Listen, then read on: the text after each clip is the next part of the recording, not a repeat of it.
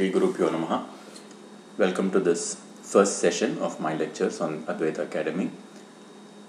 As I start, let me first thank the people at Advaita Academy for giving me this chance to share my knowledge of Advaita Vedanta with a broader audience.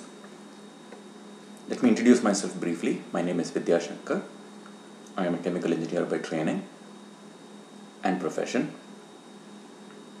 but I come from a very traditional family that has a lot of background with the tradition of Advaita Vedanta, and it has always been something that's part of my background and my personal philosophical quest as well.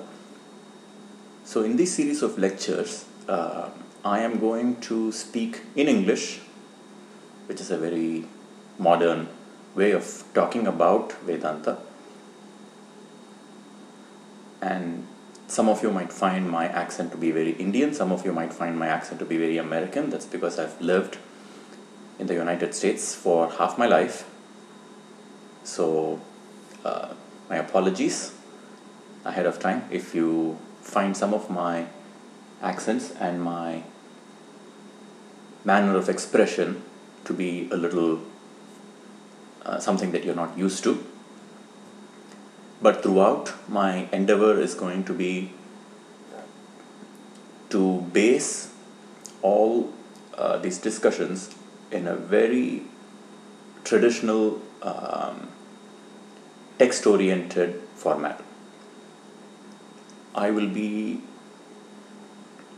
for the next few set of lectures, be focusing on the Taittiriya Upanishad Bhashya, that is a commentary on the Taittiriya Upanishad of Adi Shankaracharya.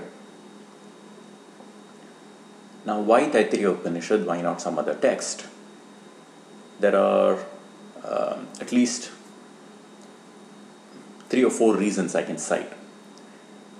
Firstly, the Taittiriya Upanishad is part of the Krishna Yajurveda, which happens to be my own family's Veda tradition. And as I have learned to recite the Taittiriya Upanishad, what I will be doing as part of these lectures will also be reciting the parts, anuvakas, and we will take them in terms of logical units of discussion, and we will be going through some detail and explanatory comments that I will add based on the commentary of Adi Shankaracharya. Another reason is that Adi Shankaracharya's Veda Shakha itself is also supposed to have been the Taittiriya Shakha. There is a traditional account that says that when Sureshwaracharya composed his Vartikas, he chose the Taittiriya Upanishad commentary because that was Adi Shankara's own Veda branch, and then he chose the Aranyaka Upanishad commentary because that was his own Veda branch, because Sureshwaracharya was from a Shukla Yajurveda background. There is a third reason, which is that the Taittiriya Upanishad has a very important place in the whole foundation of Advaita Vedanta thought and tradition.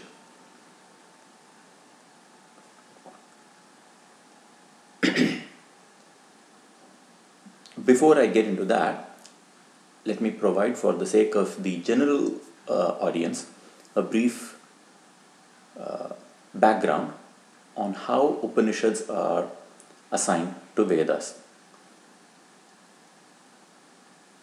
Many of you who have some amount of familiarity with Vedantic tradition and thought would know that the Vedanta tradition starts off from what is called Prasthana Trayi. Prasthana is starting point, Trayi, 3 starting points. So there are 3 different starting points that meet together to form the Vedanta tradition. These are the Shruti Prasthana, Smriti Prasthana and the Nyaya Prasthana. Shruti is the heard tradition. That is the Veda. Specifically for the purposes of Vedanta, the Shruti texts that are central are the Upanishad texts. Then we have the Smriti Prasthana. The most fundamental Smriti text that is most often cited is the Bhagavad Gita. But Smriti is not limited to the Bhagavad Gita. In fact, all of the Mahabharata and other texts, including Dharma Shastra texts, can all be part of what is called Smriti Prasthana. Smriti in Sanskrit language means memory.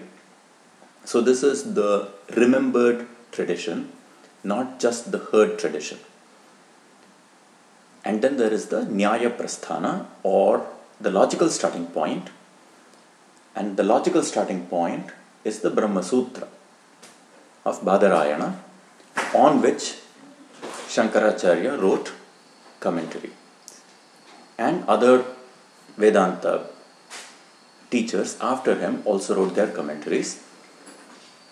So, all schools of Vedanta,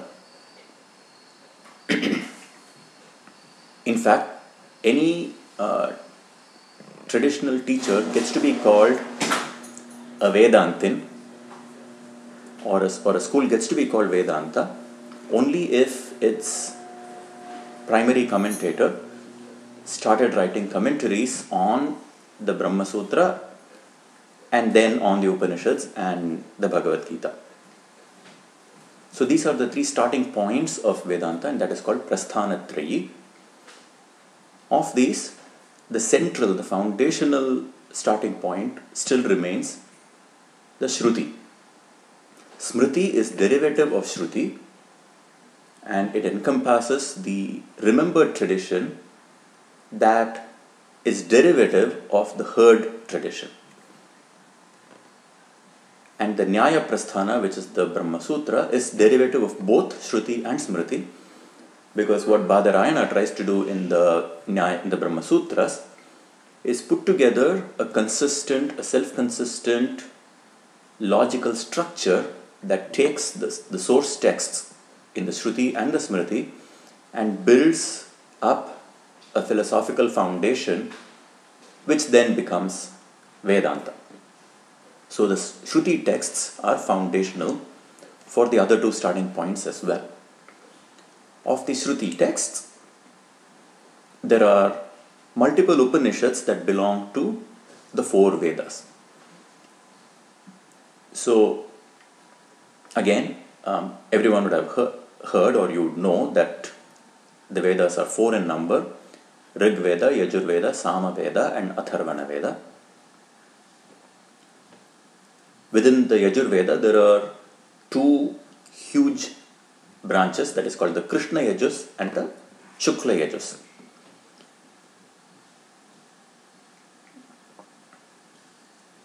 You would have also heard of the Veda being described as Trayi, or threefold. And in that sense, you will often see references to Rig Yajus Sama. The Atharva is kind of left out. It does not mean that the Atharva Veda has lower status. What it means is that this threefold division refers to the content and the structure, the morphological form of the content of the Veda. So the Rig Veda is essentially the collection of the Veda that is heavy in the Rija, that is verse. The Yajurveda is the collection of the Veda that is heavy on the Yajus, which is prose sentences. The Samaveda is that content, the Saman, essentially refers to the hymns of the Rig Veda that are not recited the way the Rig Veda is recited, but sung with a melodic form associated with it. This should not be confused with Indian classical music of either Hindustani or Carnatic varieties. The song structure of the Sama has its own integrity, has its own logic, has its own rules and a tradition behind it that is far more ancient than the classical musical traditions of India. So why is the Atharva left out? That is because most of the content of the Atharva Veda is also hymns and a few sentences. So when you look at it in terms of poetry, prose and song, that is what the three forms of Vedic content are. When you look at the Veda in terms of separate collections, then you have the Rig Veda, which is heavy in the Rig, Yajurveda, which is heavy in the Yajus or the prose, Samaveda, which is heavy on the singing structure, and Atharva Veda, which contains a collection of Rig that is not included in the Rig Veda but has a separate content in itself. Now, among these four Vedas, we have what are called the Samhita, which consists primarily of mantras, most of which are used for the ritual tradition, the Vaidika ritual tradition, what is called the Karma Kanda. Then we have the Brahmanas and the Aranyakas, and typically the Upanishad texts, which are foundational for Vedanta, are mostly found in the Brahmana and the Aranyaka portions of the Veda. There are a couple of exceptions. The most important being the Ishavasya Upanishad, which is actually part of the Samhita portion and not the Brahmana portion of the Shukla Yajurveda. Now, why this division of the Yajurveda itself into Krishna and Shukla? The Krishna Yajurveda is that recension of the Yajurveda where the mantra and Brahmana sections are all found interspersed with each other. They are mixed up in terms of their textual structure. And because they are not separated out, unlike in say the Rig Veda where the Rig Samhita is all hymns, it's all mantras. The Brahmanas and the Aranyakas of the Rig Veda recensions tend to be independent of the mantras. So they are well demarcated. In the Krishna Yajurveda, they are not as easily demarcated. There is what is called the Taittiriya Samhita and the Taittiriya Brahmana and the Taittiriya Aranyaka, but in each one of these portions you will find mantra and Brahmana sections interspersed with each other. Now what in the Krishna Yajurveda itself, the Taittiriya is the most prevalent, most widespread branch, and the Taittiriya branch of the Krishna Yajurveda is what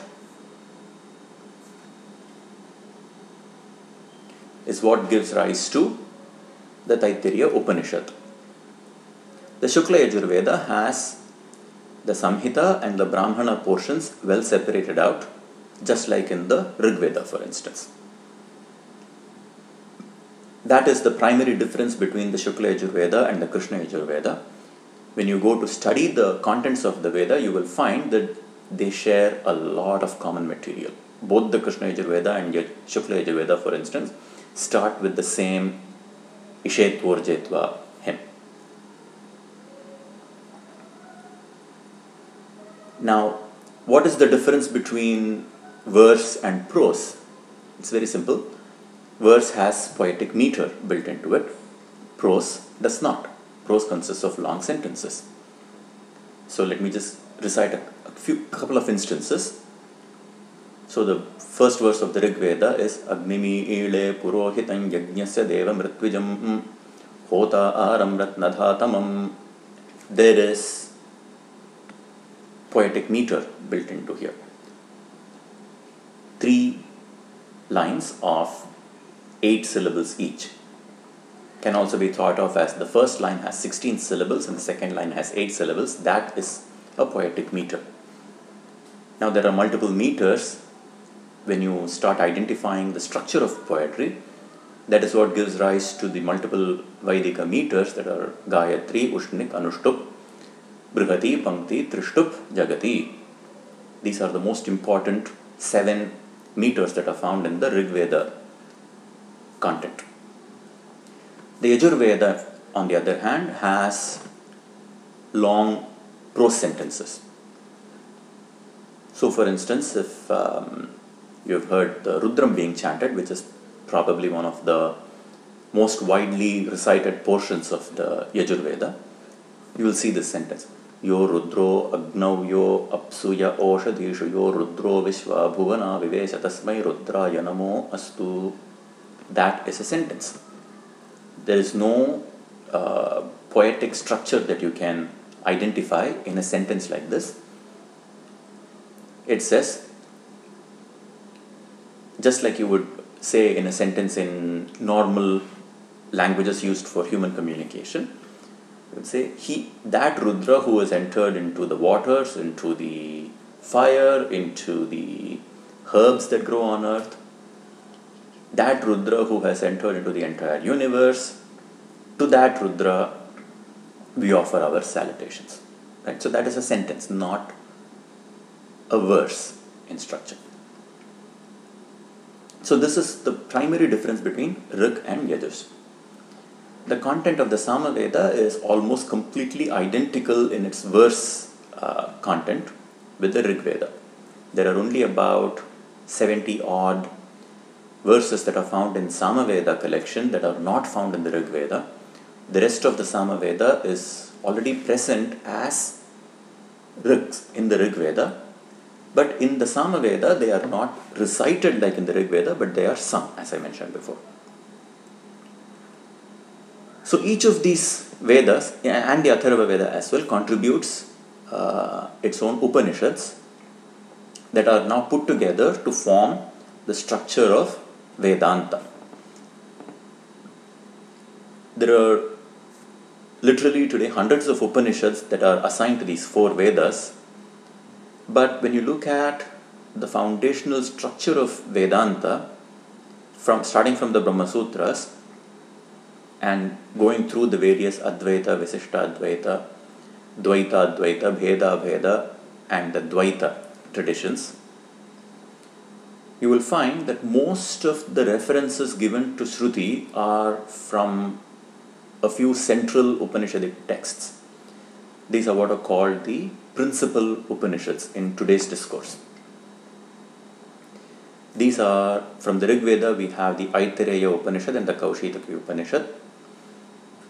From the Krishna Yajurveda, we have the Taittiriya Upanishad and the Kathopanishad. From the Shukla Yajurveda, you have the Aranyaka Upanishad and the Ishavasya Upanishad. From Samaveda, we have Chandogya Upanishad and the Kena Upanishad. And from the Atharva Veda, we have Mundaka, Prashna and Mandukya. These tend to be the most important Upanishads that are cited again and again. Other important Upanishads are the Shvetashvatara Upanishad, Jabala Upanishad, and a few other Upanishads that are smaller in size and they touch upon very specific issues that are referenced but not as frequently in the structure of the Vedantic tradition. So these few Upanishads have become foundational, most important, and the commentaries on these Upanishads by Adi Shankaracharya are studied independently. So why does the Taittiriya Upanishad take a very important place is because of the following. When you look at the Brahma Sutras, which form the logical structure, which puts the logical superstructure around the other 2 prasthanas, the way the Brahma Sutras are arranged is that each sutra refers to source texts which are called Vishaya Vakyas, or the subject sentences. People have studied the Brahma Sutra and found that in terms of frequency, the largest number of such references come from the Chandogya Upanishad of the Samaveda and the Aranyaka Upanishad of the Shukla Yajurveda. But there are certain key sutras which hold the entire structure of Vedanta together, where the Vishaya Vakyas refer to sentences from the Taittiriya Upanishad. For instance, the very first Brahma Sutra, Athato Brahma Jignasa, and the second Brahma Sutra, Janmadhyasya Yataha. The most important subject matter that is covered in these two sutras, which sets off the whole thinking of Vedantic tradition, refer to Taittiriya Upanishad sentences. So, for instance, the very first sutra, which talks of Brahma Jignasa, refers to the Bhrigu Valli, the third chapter of the Taittiriya Upanishad, where Bhrigu goes to his father Varuna and says, "Teach me Brahman." Adhi hi bhagavo brahmeti. So, teach me Brahman. And Varuna, in the course of replying to Bhrigu and teaching him what Brahman is, says, "Tad brahmeti tad vijijñāsasva." Tad vijijñāsasva is the subject matter of the very first sutra, Brahma Jignasa. Now, what is this Brahman that is to be known? Jignasa refers to a desire to know.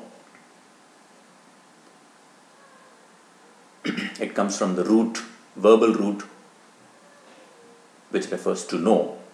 Jñātumichha jignasa, a desire to know. The second sutra that says Janmadhyasya Yataha again refers to the Bhrigu Valli, because immediately before telling Bhrigu Tad Vijijñāsasva, Varuna, his father, gives a sort of a foundational definition. Yato va imani bhutani jayante yena jatani jivanti yat prayanti abhisamvishanti tad vijijñāsasva tad brahmeti. Yataha vai imani bhutani jayante. Yato va imani bhutani jayante yena jatani jivanti. Yena jatani jivanti yat prayanti abhisamvishanti iti.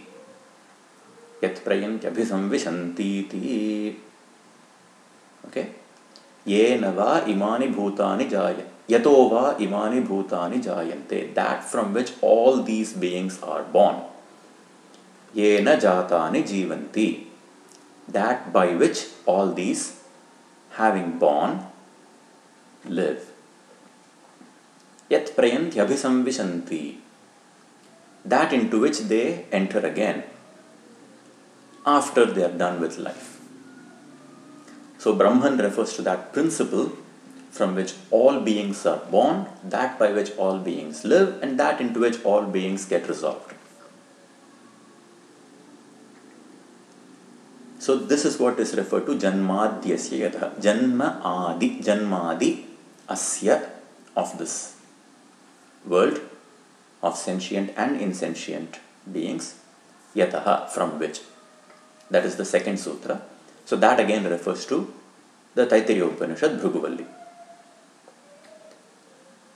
So you see, the Taittiriya Upanishad becomes a very foundational text for the starting point of Vedanta itself. Later in the Brahma Sutra, you will see another sutra that says, Kamat cha na anumana apeksha. Kamat cha na anumana apeksha. That refers to a sort of an argumentation that is built up in Shankaracharya's commentary against the dualistic Samkhya school.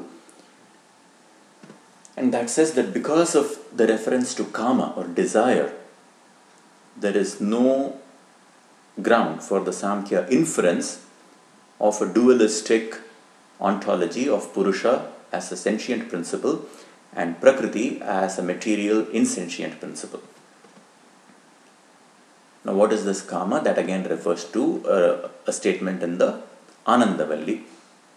So, kamayata bahusyam praja yeti. So, in the Ananda Valli, it is said that Brahman, who was at the beginning, desired akamayata.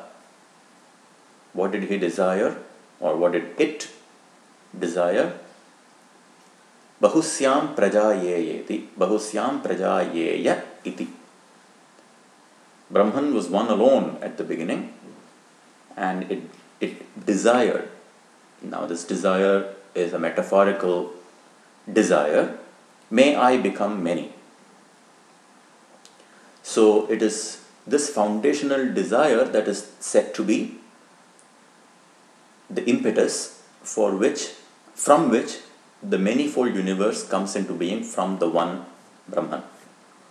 That is what the sutra Kamachana Anumana Apeksha refers to. It is again a reference back to the Shruti statement in the Taittiriya Upanishad.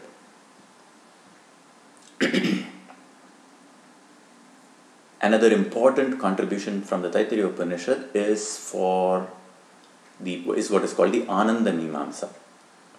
Now, there are references to Brahman as Ananda in other texts as well, but it is the Taittiriya Upanishad which initially defines Brahman as Satyam Jnanam Anantam Brahma, Satyam Jnanam Anantam.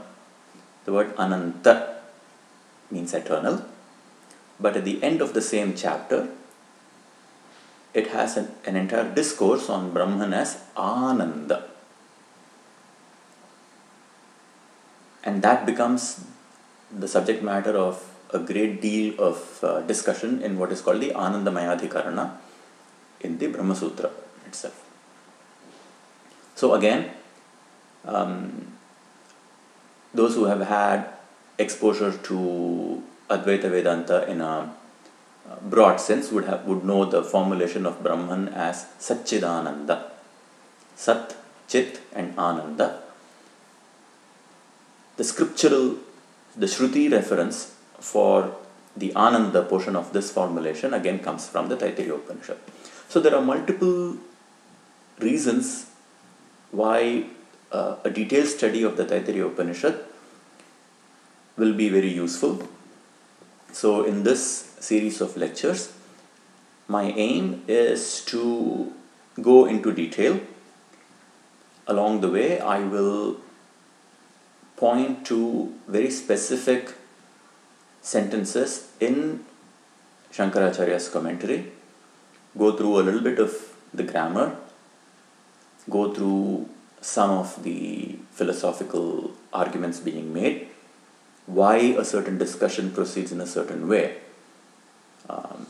why is there a sort of a paradox being built up and then resolved. What does that mean for philosophical thinking? What does that mean for the Vedanta tradition itself? How do all these things fit together? That is also going to be a part of this focus, so that although I will be focusing mostly on the Taittiriya Upanishad and going through its commentary, I will also highlight how Shankaracharya weaves all these texts together, because the Vedanta tradition never looks at the Upanishads as standalone texts. It is not just what the Taittiriya Upanishad teaches, it is not just what the Chandogya Upanishad teaches, and it is not just what the Ishavasya Upanishad teaches. It is what all of these texts put together. What do these texts say? That is an important consideration, and I will highlight how Shankaracharya also weaves all these texts together in his Taittiriya Upanishad commentary. So in the next few lectures, I will build upon this theme and highlight how starting from one text one can get an appreciation for the structure of the entire gamut of Vedanta thought. Once we are finished with the Taittiriya Upanishad commentary, we will move on to other topics. So with that, I will close this first session. This is the first weekend of the Navaratri in the year 2014. And so as I conclude, let me just point out that the Navaratri festival is sacred to the goddess. Of course, we have multiple traditions of worshipping the goddess. From a Vedantic perspective, I would like to point listeners to the Kena Upanishad, where Uma Haimavati comes in the form of the teacher to the gods, when the gods are wondering who is Brahman, and how Shankaracharya interprets the appearance of Uma Haimavati is as Brahma Vidya. The goddess is the personification of Brahman knowledge, Brahma Vidya. All of Vedanta starts with that Brahma Jignasa, the desire to know about Brahman, the desire to learn Brahma Vidya. It is that Brahma Vidya which is called a goddess. And I would like to conclude with pointing out that this is not something that Shankaracharya comes up with out of his own imagination. The concept of worshipping knowledge as the goddess is of course age-old, but more specifically, the Upanishad texts themselves are also considered as devatas. Those among the listeners, those who have a practice of offering Brahma Yajna, either on a daily basis or at least on a once in a year basis, on the day of Upakarma, might remember this. Those who have not been initiated with the Yajnopavita, you might have seen this, or next time pay attention when somebody else performs the Brahma Yajna. You will see certain water oblations being made as a tarpana to Sagam Hidir Devataha Upanishadas Tarpayami, Varunir Devataha Upanishadas Tarpayami. So these sentences will occur as part of the Brahma Yajna. The Brahma Yajna is a yajnam for learning itself, that celebrates and puts Brahman learning at the center of that ritual itself. Because ultimately learning itself is a ritual, and it is through that ritual process that we gain learning, and when we internalize that learning that it then becomes knowledge. Right? So Sagam Hitir Devataha Upanishadas Tarpayami refers to the Shiksha Valli of the Taittiriya Upanishad.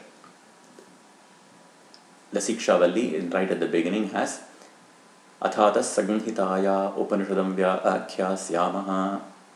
So Sagamhitaya Upanishadam, the Upanishad of the Sagamhita, that is what is referred to in the Brahma Yajna ritual as Sagamhitir Devataha Upanishadas Tarpayami. So the Upanishad itself is called a Devata. Then Varunir Devataha Upanishadas Tarpayami. So the Varunir Devata refers to the Bhrigu Valli. Saishabha Argavi Varuni Vidya Parame Vyoman Pratishtita. So this is Varuni Vidya. That is the Upanishad itself. So these are considered as Devatas to whom we offer just an oblation of water in the Brahma Yajna ritual. So this tradition of considering the Upanishad itself as a Devata, learning knowledge itself as the goddess, is an age-old tradition that comes to us from both the ritual tradition and the knowledge tradition. And that is what Shankaracharya refers to as Uma Haimavati is Brahma Vidya herself. So on this first session, which I am starting in the first weekend of the Navaratri festival this year. I thought I would just highlight that aspect. From the next session onwards, we will go verse by verse, or rather Anuvaka by Anuvaka, starting from the Shiksha Valli, which is the first chapter of the Taittiriya Upanishad. Thank you.